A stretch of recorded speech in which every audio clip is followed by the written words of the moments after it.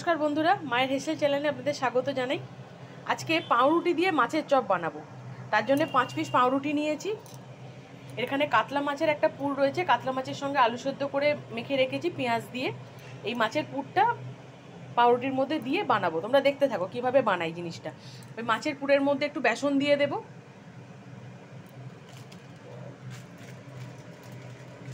অল্প একটুখানি সামান্য বেসন দিচ্ছি যাতে একটু মাছের পুরটা টাইট হয়। এবার পাউরুটিগুলো একটুখানি জলে ভিজিয়ে নিয়ে তুলে নেব।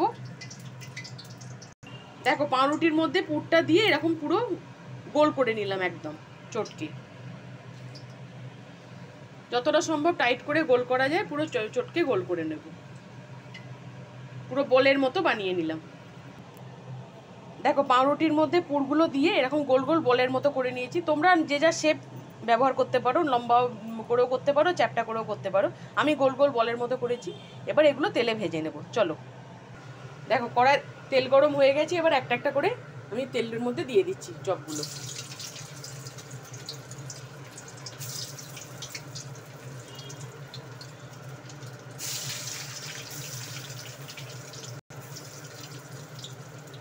তুলে দেওয়ার পরে আঁচটা একটু কমিয়ে দেবে, যাতে ভেতর থেকে সুন্দর করে যেন সেদ্ধ হয় বা ভাজাটা ভেতর থেকে যেন হয়। দেখো এক পিঠটা হয়ে গেছে। এবার আস্তে আস্তে উল্টে দেবো, খুব সাবধানে উল্টাবে, নাহলে কিন্তু ভেঙে যাওয়ার সম্ভাবনা থাকবে।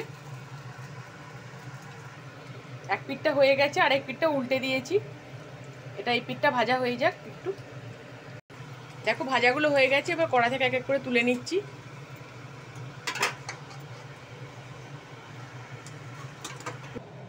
দেখো আমার মাছের চপ রেডি। তার সঙ্গে শসা, পেঁয়াজ, লেবু দিয়ে গার্নিশিং করে দিয়েছি।